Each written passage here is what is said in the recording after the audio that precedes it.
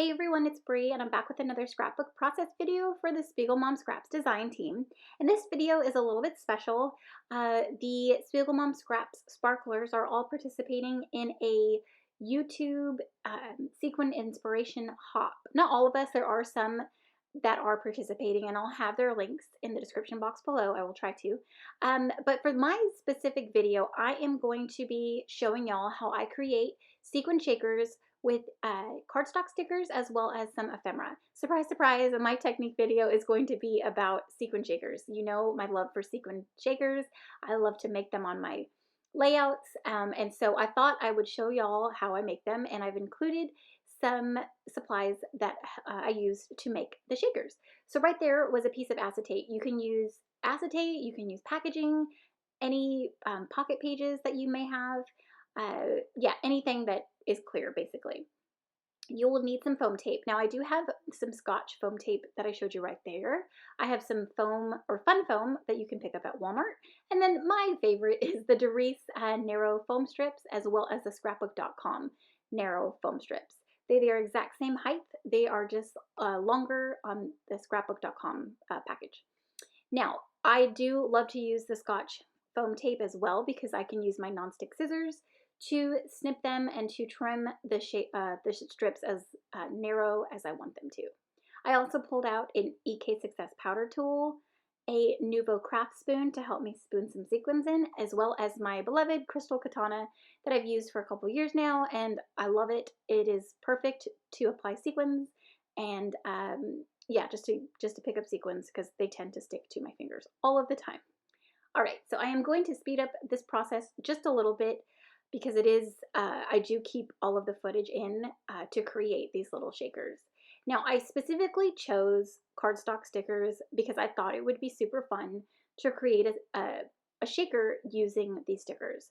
Now, I am using the Amy Tangerine Picnic in the Park collection, and there was a wreath sticker. So all I did was I grabbed a circle punch and punched out a hole in the middle of the wreath to create a place for me, like to create a window basically for my sequins.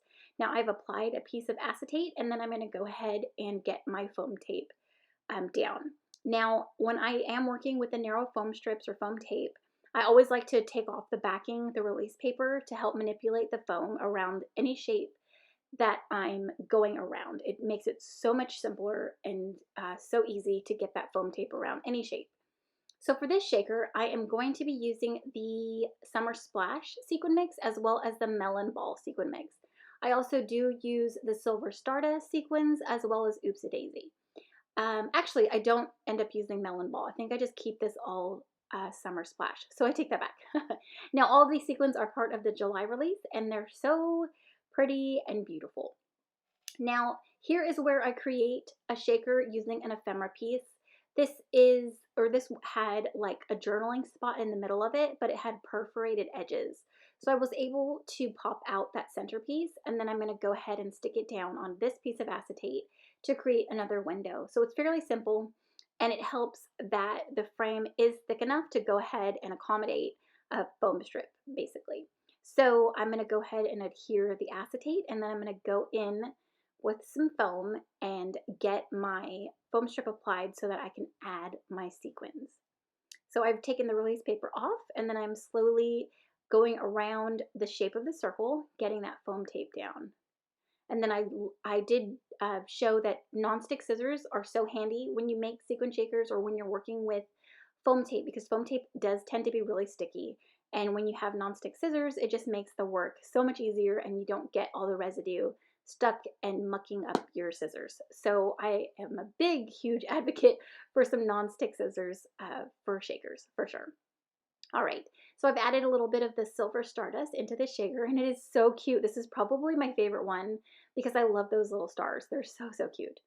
All right, so those are done, and I'm gonna go ahead and see what else I can create for another shaker. I do like to do things in threes. I think like a lot of us crafters choose to do. So I'm going to go ahead and create one more shaker, and I've sped this up for the most part, so because I'm just doing the same thing, but I wanted to keep a lot of the footage in so you could see how I create all three of these shakers. I did go with this wreath sticker here. It didn't have a center to it, so I didn't have to pop anything out.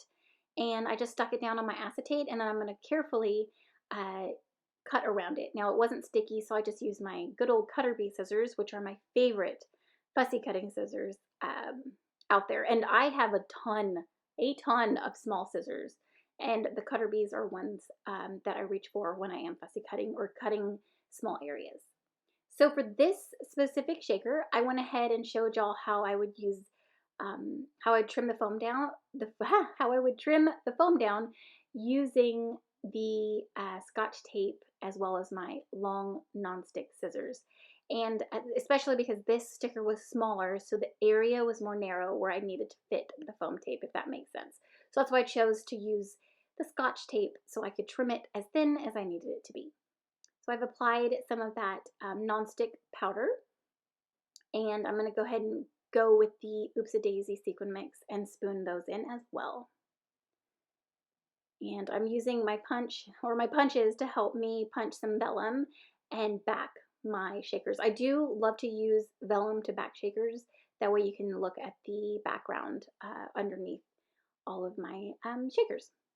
Okay, so now now that I've finished showing y'all a super fun way to create shakers, I am holding a giveaway basically. So what y'all need to do is, the giveaway is open until the end, or so basically July 31st. I will go ahead and draw a winner on August 1st and announce it and contact the winner of the giveaway. So all you'll have to do is just leave a comment in my video or to my video, and I'll go through and do like a random.org generator and choose a winner that way. I do have a bunch of sequins to give away as well. I believe I have the June sequins, and then I may be able to give away some July sequins that have just been released. So that's super exciting. So don't forget, everybody that is participating, in the description box below, like my fellow sparklers, they, I believe, will be having giveaways at their channels as well. So make sure to stop by and visit and leave some love to everybody that's participating. We've worked hard on these videos. We wanted to give you guys some inspiration, some fun ideas to use up your SpiegelMom scrap sequins. And it's just so fun, and we've been looking forward to doing this. So I'm so excited. So yes, so please leave a comment below. It's open from when this video goes live, which is Saturday the 18th, and then it'll close on the 30th, at the end of the day on July 31st. So basically, probably Pacific time, I'll go ahead and leave it open. And then, so just leave a comment, and then the next day I'll go ahead and draw a winner, and I'll contact that winner and get their mailing address so that I can send you a lovely package full of sequins. So yeah, so back to my page. I kept some of the process in, since most of it was supposed to be about me making shakers. I didn't keep too much of it in, but it's super simple. I just layered up some papers from the Picnic in the Park collection, created some borders using a border punch, ran them through my sewing machine, and kind of laid them down as if the papers were basically just laying on the desk. And I've got a photo of my oldest son. I think he was 9 or maybe 8 here, and he had played Little League and was so dang cute. So I've been wanting to scrapbook this photo for a while, and I thought this collection was perfect for it, and the sequins matched it as well. So my title is My Happy Place, because to him, he loved being on the ball field.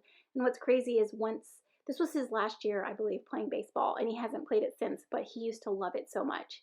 He ended up getting into basketball a lot more than baseball, and transitioned that way. So yeah. All right, so I'm going to add some white paint splatters to finish my layout off. And you know, my love for white paint splatters, especially on darker pattern paper, it just stands out. And to me, it just brings the layout together. It's just a nice finishing touch. I guess similar to what like Gold Heidi Shine would be, but I am loving the white paint. All right, so that is it. Stay tuned for some final photos. Don't forget to use my code Brianna15 to save you 15% off in the shop. Here is my final layout. I enjoyed making this so much, and I hope I've inspired you to create some shakers using cardstock stickers, ephemera, what are those called? Frames, chipboard frames, anything, just to create a shaker. But don't forget to leave me a comment so you could be entered into my giveaway. I'm so excited. Thanks again for stopping by, and don't forget to visit my fellow sparklers and their YouTube hop as well. And we'll see you in the next one. Bye.